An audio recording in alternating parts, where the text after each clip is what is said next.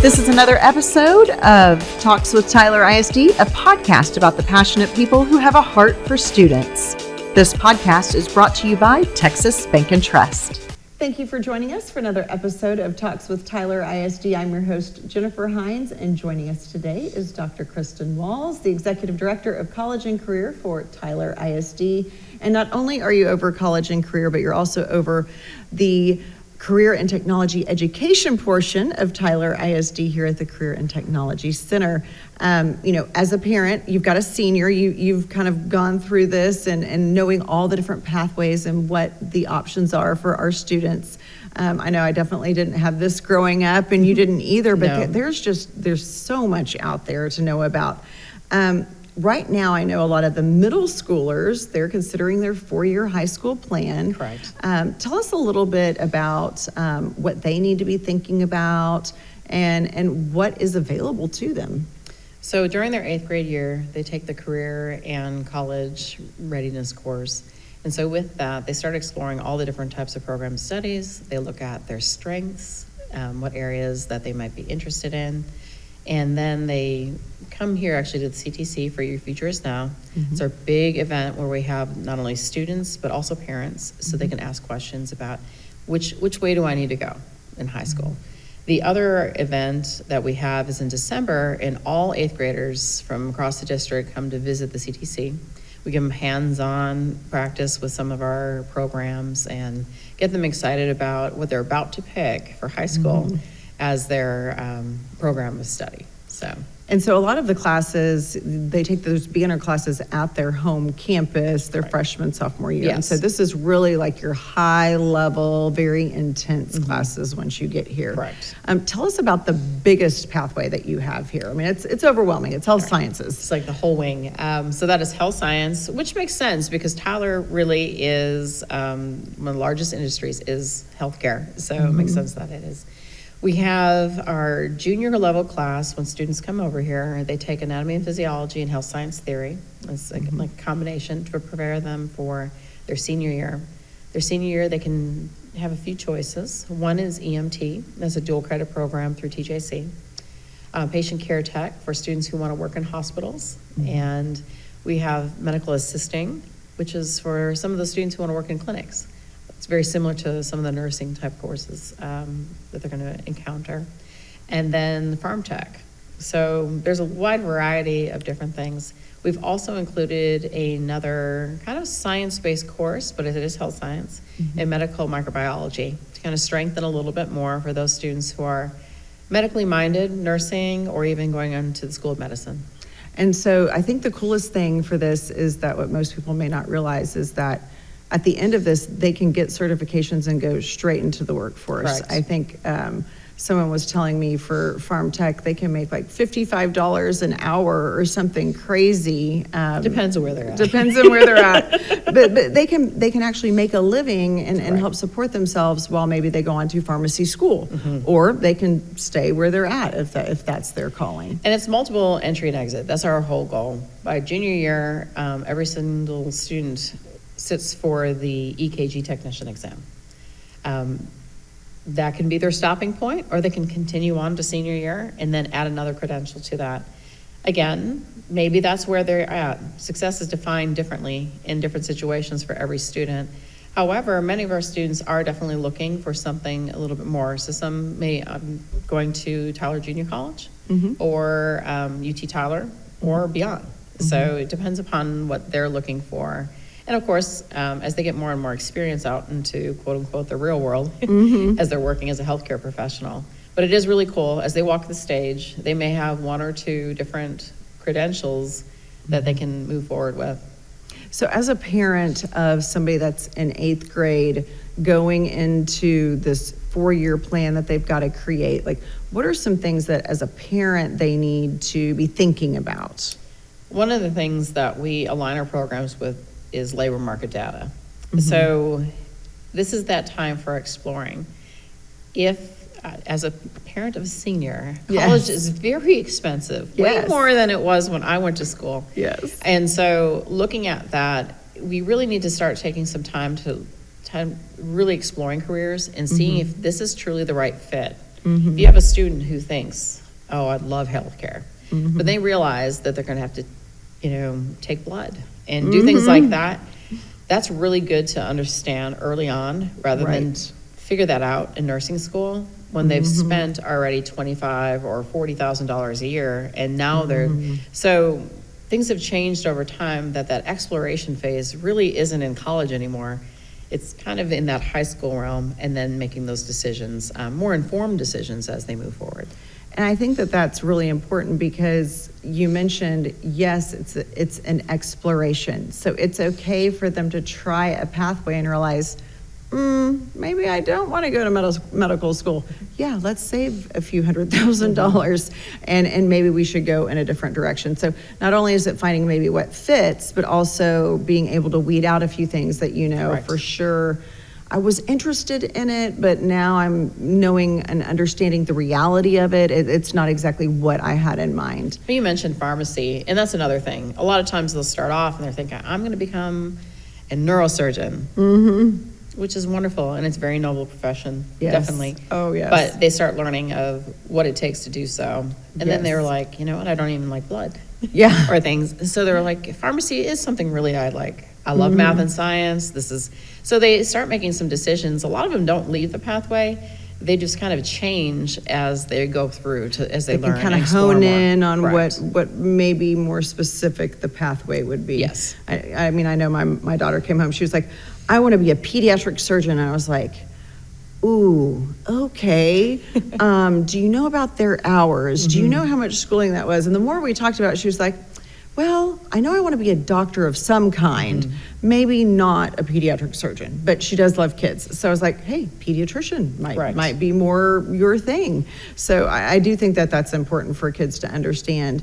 Not only that, but you also have the organizations like the Health Occupations of America, and then you've got the hands-on learning that goes with it. So talk to us a little bit about some of the support things that kind of go along with it, those extracurriculars or that internship, that sort of thing. We have the CTSOs, and that can start early on as freshman year. So that's career and technical student organizations. They do some competitions and things. So they do some things outside of the classroom that's a little bit more, and they can work with students who are sophomores, juniors, or seniors, and work together, learn how hone in their leadership skills and moving forward. So that's just healthcare, but we also have TSA, Technology Students Association, and with that one's a pretty wide open because it's technology. So you may have a student who's in a particular pathway. I'll give an example. It's my son. He was an architecture student, but he loves music, and he was doing that, and he put a music video, and he can. So you really can be creative in those music CTSOs. And technology. It's all part of it. Yeah. Our work-based learning program is probably our shining star because we pair students with industry partners. That's where they get that one-on-one in our practicum programs to see what it's like to be in the business. We can tell them as educators all day long about how you need to dress, the expectations out in the field and things of that nature, but once they actually go in, and sometimes it's 2 times a week or maybe 3 during their class period, but they're working in that environment or at least job once shadowing. Once they see it firsthand, it's like, oh, I really do need to dress more professional, or I do need to have these soft skills and interpersonal communications and be able to shake a hand firmly and all the things that they don't really even think about because it's not just knowledge. No, and that is probably what our industry partners ask for is help them with communication, help them with some of those soft skills. And during that freshman and sophomore year, junior and senior year, those are fully embedded into our TEKS and our program. Well, let's talk a little bit about some of the updates on the pathways because you're expanding some programs. You've got some really cool things coming down the pipeline. What do you have going on? One of the things, of course, we have plumbing. And so we have our first 3 seniors because we only started that just a few years ago after finding out after the freeze that we really need a lot of plumbers. So again, our programs of study are driven by labor market data. Right. So that was one of them. So we're really excited. We have 3 sitting for the tradesmen, and hope that comes, and we'll have many more plumbers in this area. The other one is that changed a little bit. TEA has kind of put together some of the students as they're exploring, such as the IT program, information technology. It's not just networking anymore. You can also have cybersecurity and programming. When I went in, and I think it's really important for me to hear the voice of the students, what they're interested in. Yeah. Looking at labor market data, and found out that a lot of them want programming or such. AI. That's a huge hot AI thing that everybody wants to do. Yes. Well, and cybersecurity is correct. so important. Correct. Oh my goodness. There's a need. We are, it's 3 programs side by side. And so they can take it, and maybe they decide, like, you know what, I really do prefer networking. Well, then they can veer towards that without having to backtrack. And then the jailer program has actually been recognized at the state level, a very cool program. Tell us a little bit about that. This has been a project for a while. We've been working with TCOL, and so we're piloting it basically for the state. Yeah. So we have a group of seniors this year who are in the Jailer Academy. They are taking the program and testing and working through that. And then upon completion, if they are serious about becoming a jailer, they'll go through Smith County and then go through that process. And we have one graduate last year who did it during the summertime and making a great living. Already there, female. She's working in the jailer, and so we know in the state that that's been an area that a high need, and so that's what we're really focusing on. Building a stronger community with our programs, depending upon what, like I said, multi-entry and exit. Some you don't have to go to college for many years to make $50,000-$60,000 when you leave. Right.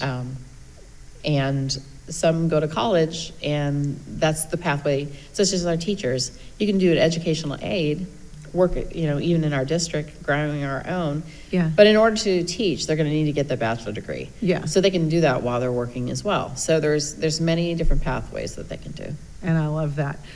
Tell us a little bit about, you're starting another new initiative, this time in the automotive shop area, which is going to be kind of cool because it's going to benefit all of the staff here at the CTC. Correct. So one of the things, auto technology is kind of new. Just a couple years ago, they started the program. From our technicians, they're like, one of the things we have to get hands-on. We need more cars. We can't just do the same vehicle and things like that. So they came up with an idea, and I've been working with them to service just minor servicing, such as oil changes, tire rotations, our collision department. Maybe your headlights need a little buffing, kind of shine it a little bit more. So they're doing some services for our staff members, and upon successful completion this year, we might see expanding even more. That's really exciting. Tell us a little bit about, what in terms of like the diversity of the programs of study. I mean, you really do have so many different pathways that they can take and all the things that they can do. Really, it's a reflection of what Smith County and the surrounding areas are. So, especially in Tyler, we are urban. So we have all the things that are reflective of that, such as our business programs where they can split into 3 different pathways, which is finance for accounting, business management, or marketing. So that's one area for our vet tech program. We know that many of our students were more interested in becoming veterinarians or a vet tech. So we have many vet clinics around. Our welding program, which we have, is very popular amongst our students.